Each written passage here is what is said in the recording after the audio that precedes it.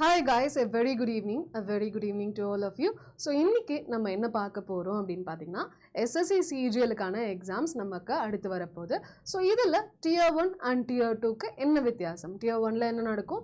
tier 2 ல என்ன நடக்கும்? எது இம்பார்ட்டன்ட்? எதுல ஸ்கோர் பண்றது கஷ்டம்? எதை வந்து நம்ம அதிகமாக ஃபோக்கஸ் பண்ணனும் அப்படின்றத கொஞ்சம் பார்க்கலாம். சரிங்களா? So SSC எக்ஸாம்ஸை பொறுத்த வரைக்கும் பாத்தீங்கன்னா ஸ்டாஃப் செலக்ஷன் கமிஷன்னு சொல்லுவோம்.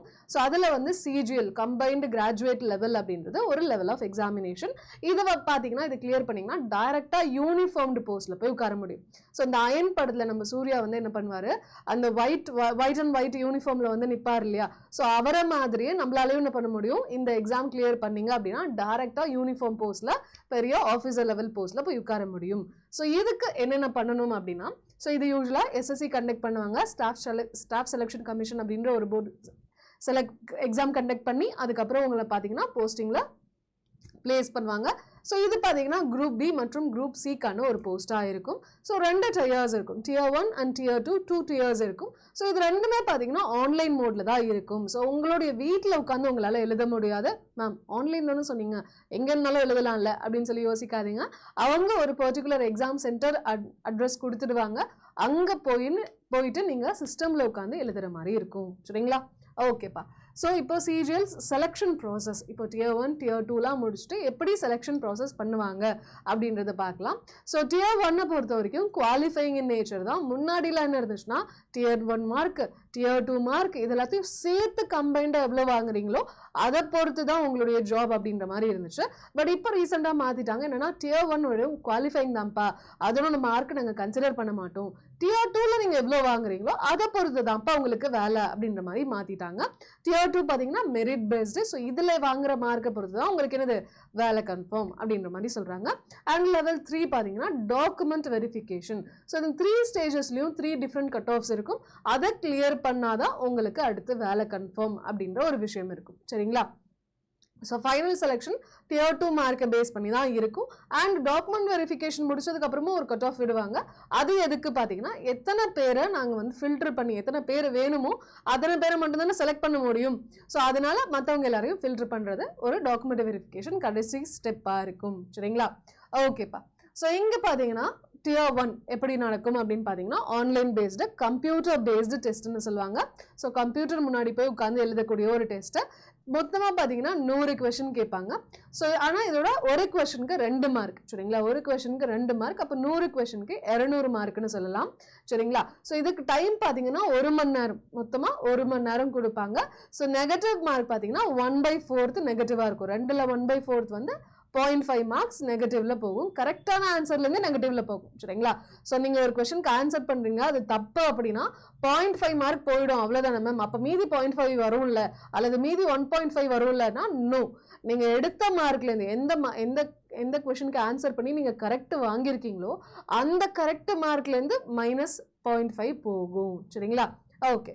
ஸோ அடுத்து பார்த்தீங்க அப்படின்னா நெகட்டிவ் மார்க். ஓகேங்களா? ஸோ நம்மளோட எக்ஸாம் பேட்டர்ன் எப்படி இருக்கும்னா reasoning 25 question 50 mark, apti 25 question 50 mark, general awareness 25 question 50 mark, English 25 question 50 mark. So இந்த ஜென்ரல் அவேர்னஸ்ன்னு சொல்லும் போது நமக்கு என்னது science, history, polity, economics, current affairs, geography எல்லாமே சேர்ந்து கலந்த ஒரு விஷயமா இருக்கும். சரிங்களா? ஸோ இதில் கரண்ட் அஃபேர்ஸ் வெயிட்டேஜ் அவ்வளோ அதிகமாக இருக்காது. பட் கரண்ட் அஃபேர்ஸ் பேஸ்டு பண்ணி ஸ்டாட்டிக் கேட்பாங்க.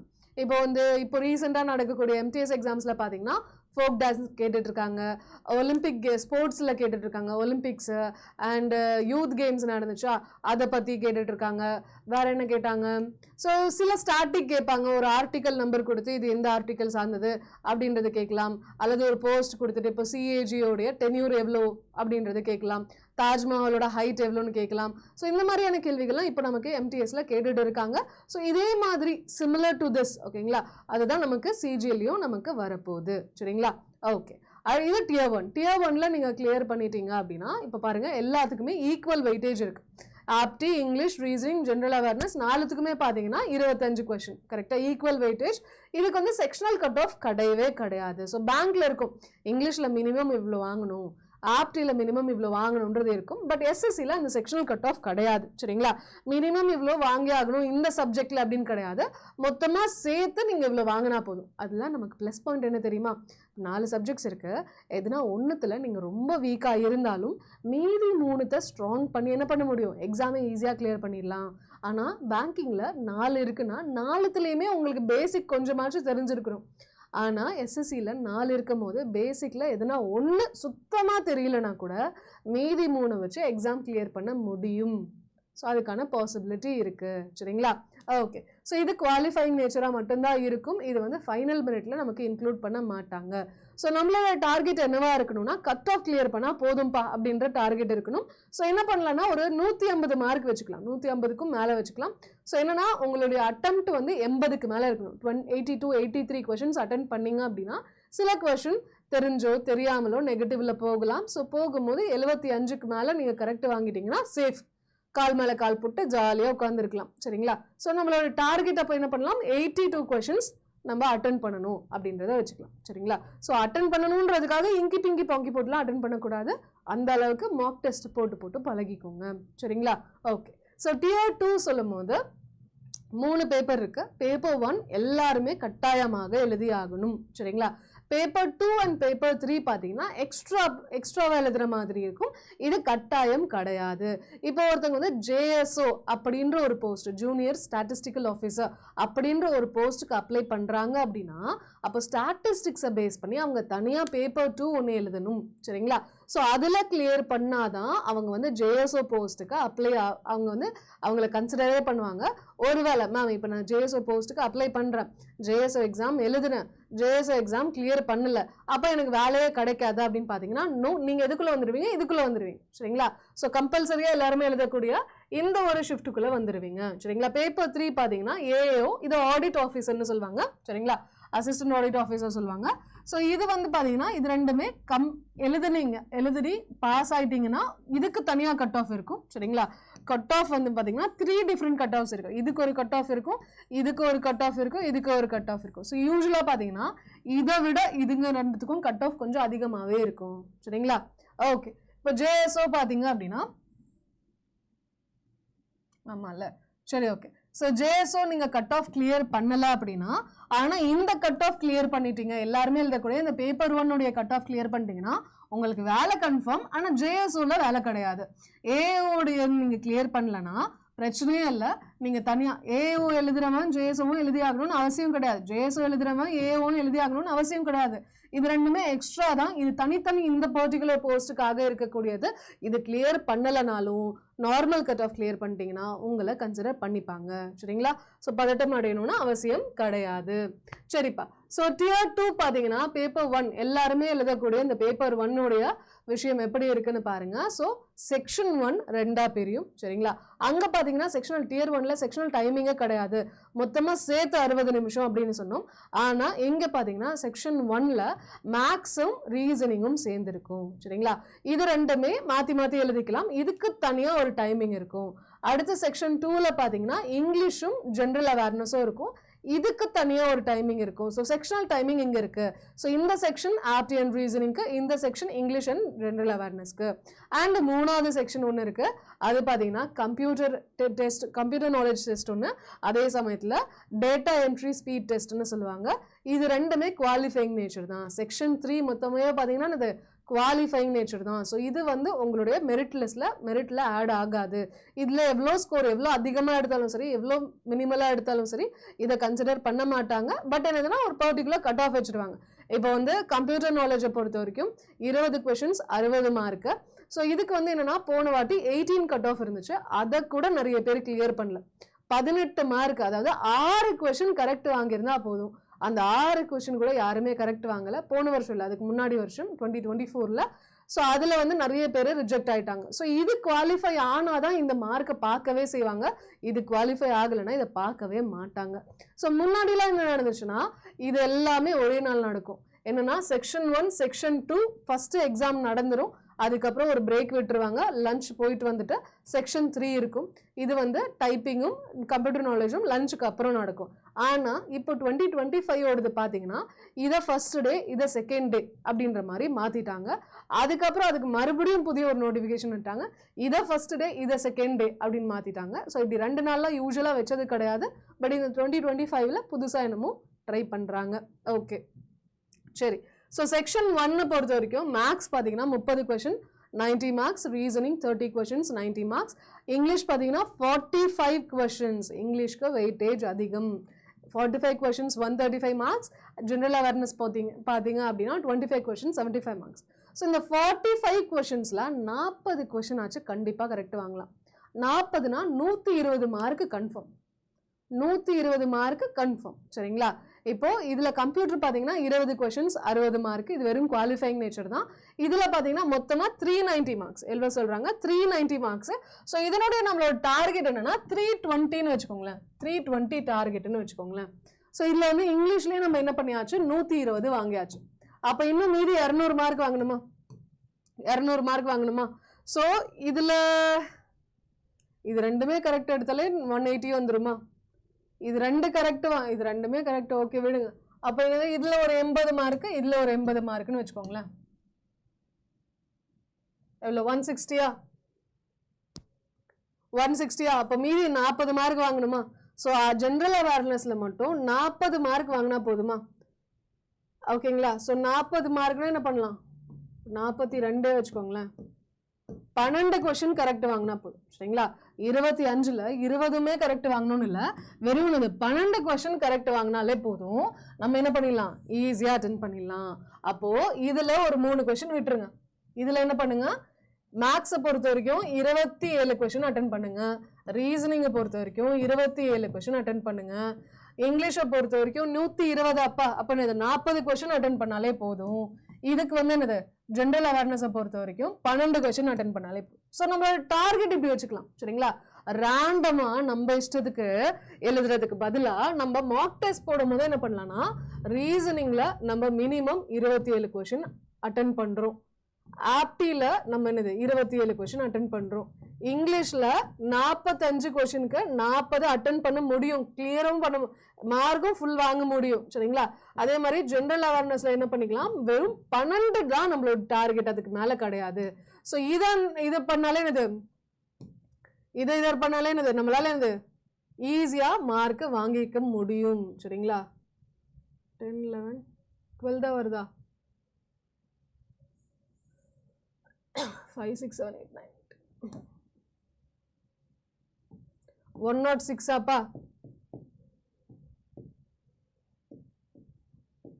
318 மார்க் நம்ம வாங்கிடுறோம். சரிங்களா? 318 மார்க் வாங்கிடுறோம் நம்ம மினிமம் சொல்லும் போது.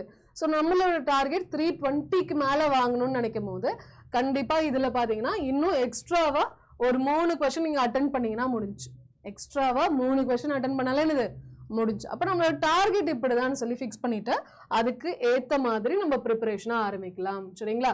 ஸோ நெகட்டிவ் மார்க்கிங் பொறுத்த வரைக்கும் பாத்தீங்கன்னா separate timing for each section, English and apti and ரீசனுக்கு தனியா ஒரு டைமிங் இருக்கும், இங்கிலீஷ் அண்ட் ஜென்ரல் அவேர்னஸ்க்கு தனி டைமிங் இருக்கும், கம்ப்யூட்டர் அண்ட் டைப்பிங்க்கு தனி டைமிங் இருக்கும். ஸோ மொத்தமா பாத்தீங்கன்னா 2 மணி நேரம் 15 நிமிஷம். நெகட்டிவ் மார்க் 1 மார்க் போகும், இன்டூ 3 மார்க், ஒரு கொஸ்டினுக்கு 3 மார்க் வரும். சரிங்களா? ஸோ அக்யூரசி ரொம்ப ரொம்ப முக்கியம், மறந்துடாதீங்க.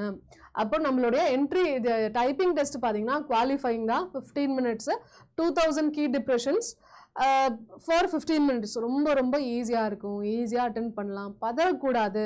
நான் டைப்பிங் கிளாஸே போகல, ஹையரும் தெரியாது, லோயரும் தெரியாது, இங்கிலீஷும் தெரியாது, ஹிந்தியும் தமிழும் தெரியாது, நான் டைப்பிங் டெஸ்ட் பண்ணதே கிடையாது, பரவாயில்ல, எனக்கும் டைப்பிங் வராது, ஆனால் நான்லாம் இதெல்லாம் கிளியர் பண்ணிட்டேன்.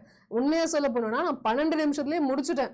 மீதி 3 நிமிஷம் வேறு எதனா எரர் இருக்கான்னு வார்த்தைக்கு வார்த்தை வேர்ட் ஃபார் வேர்ட் பார்த்து நான் என்னது அதை மறுபடியும் போய் செலக்ட் பண்ணி கரெக்ட் பண்ணிட்டு இருந்தேன். ஸோ அவ்வளோ ஈஸியாக தான் எனக்கு இருந்துச்சு. நானும் டைப்பிங் முடிச்சது கிடையாது, எனக்கும் ஐடியா இல்லை. நான் என்ன பண்ணேன்னா Tier 1 எக்ஸாம் முடிச்சதும் ஒரு கீபோர்டு ஒன்று வாங்கிக்கிட்டேன். ஓகேங்களா? இந்த மாதிரி ஒரு கீபோர்டு ஒன்று வாங்கிக்கிட்டேன். வீட்டில் உட்காந்து இந்த கீபோர்டில் ஸ்பீட் டெஸ்ட், டைப்பிங் டெஸ்ட்னு இருக்கும். ஸோ ஆன்லைன் டைப்பிங் டெஸ்ட் அப்படின்றத போட்டு நான் அதில் டெய்லி மினிமம் 1 மணி நேரம் நான் ஸ்பெண்ட் பண்ணேன். ஸோ எனக்கு ஈஸியாக இருந்துச்சு. நீங்களும் அதை ட்ரை பண்ணலாம், உங்களாலையும் அதை கிளியர் பண்ண முடியும். சரிங்களா? ஸோ எல்லா போஸ்ட்டுக்குமே டைப்பிங் டெஸ்ட் மேண்டேட்ரி, டைப்பிங் போட்டு தான் ஆகணும். இதுக்கு ஆப்ஷன் கிடையாது. டைப்பிங் கிளியர் பண்ணலைன்னா உங்களுக்கு வேலையே கிடையாது. சரிங்களா? ஓகே. ஸோ வேகமாக டைப் பண்ணணும் முக்கியன்றாங்க, அது ப்ராக்டிஸ் பண்ண வந்துடும்.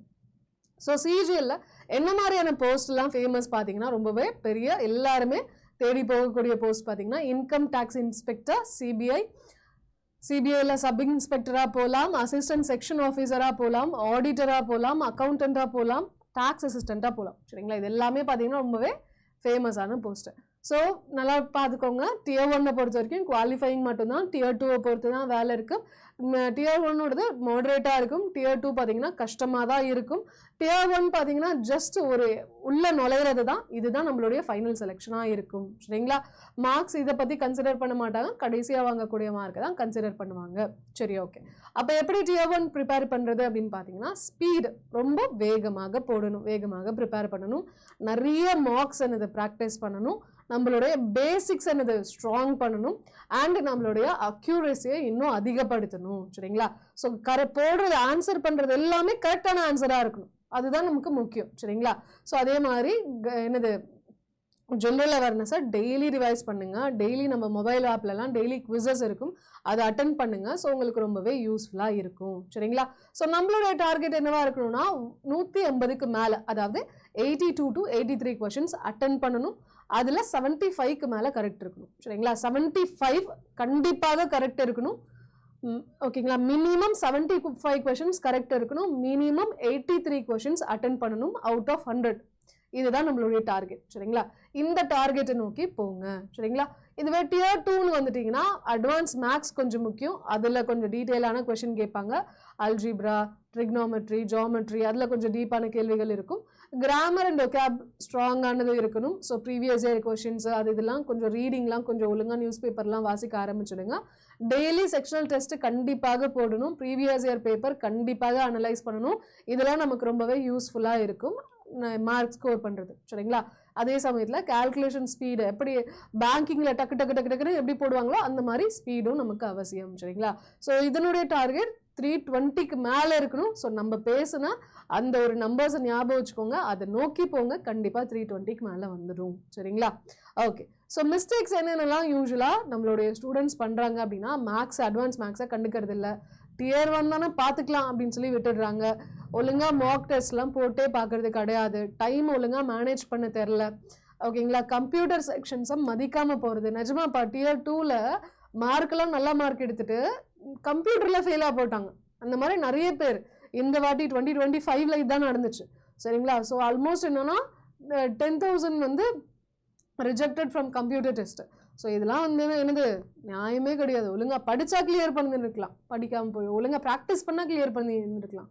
ஓகே, நான் சொன்னதை ஒழுங்காக ஃபாலோ பண்ணுங்க. சரிங்களா? ஸோ இப்போவே படிக்க ஆரம்பிச்சிடுங்க. கேலண்டர் வரட்டும், நோட்டிஃபிகேஷன் வரட்டும் அப்படின்னு உட்காந்துருந்தீங்கன்னா டைம் இருக்காது. கேலண்டர் வந்ததுக்கப்புறம், நோட்டிஃபிகேஷன் வந்ததுக்கப்புறம் டைம் இருக்காது. அதனால இப்போவே ஆரம்பிச்சிடுங்க. சரிங்களா? அதே மாதிரி என்னன்னா அனலைஸ் பண்ணுங்க. என்னென்ன கொஷின் பேப்பர் எடுத்து வச்சுட்டு மார்க் டெஸ்ட் போட்டுட்டு என்ன தப்பு பண்றீங்க, இதை வந்து எப்படி சரி பண்ணலாம் அப்படின்றத பாருங்க. சரிங்களா? அதுக்கப்புறம் என்ன பண்ணுங்க அப்படின்னா, கன்சிஸ்டண்டா இருங்க. ஒரு டெஸ்ட் போடுறீங்க அப்படின்னா அதை தொடர்ந்து போடுங்க. இவ்வளோ மணி நேரம் ஒரு நாளைக்கு ஸ்பெண்ட் பண்ணி படிக்கிறீங்க அப்படின்னா அதுக்கு தொடர்ந்து அந்த ப்ரிப்பரேஷனை போடுங்க. நடுவில் இவங்க வந்தாங்க, அவங்க வந்தாங்க, அங்கே மீட் பண்ண போகணும், இங்கே மீட் பண்ண போகணும்னு சொல்லிட்டு என்னது கண்டிப்பாக நம்ம என்ன பண்ணுவோம், கண்டிப்பாக நம்ம என்னது தள்ளி தான் போடுவோம். ஓகேங்களா?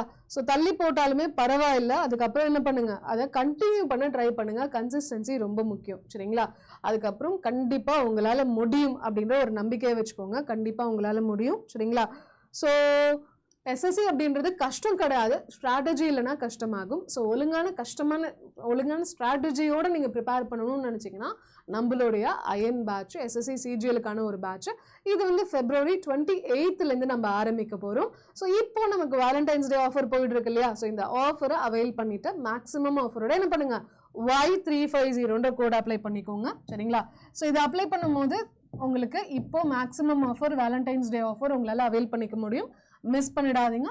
அதே மாதிரி இங்கிலீஷ்ல மட்டும்தான் வீக், மித்தது எல்லாமே என்னால் ஓரளவுக்கு மேனேஜ் பண்ணிக்க முடியும் அப்படின்னு நினைச்சீங்கன்னா ஈஸி இங்கிலீஷ்க்கான ஒரு பேட்ச், வெறும் இங்கிலீஷ் சப்ஜெக்ட் மட்டும் இருக்கும் சரிங்களா, வேற எதுவுமே இருக்காது, இங்கிலீஷ் சப்ஜெக்ட் மட்டும் இருக்கும். ஸோ வேலண்டைன்ஸ் டே ஆஃபர்ல வாங்கிக்கோங்கப்பான்னு சொன்னது நான் தான் சரிங்களா. ஸோ இப்போ ஆஃபர்ஸ் ஆரம்பிச்சாச்சு, வெயிட் பண்ணாதீங்க, Y350 கோட் அப்ளை பண்ணிக்கோங்க. ஸோ ரொம்ப கம்மியான ப்ரைஸ்ல மறக்காம வாங்கிக்கோங்க சரிங்களா. ஓகேப்பா, ஸோ அடுத்த கிளாஸ்ல அடுத்த ஒரு செஷன்ல பார்க்கலாம். லைக் போடாதவங்க மறக்காம லைக் போட்டுருங்கப்பா. நெக்ஸ்ட் கிளாஸ்ல பார்க்கலாம். Thank you so much, bye, take care.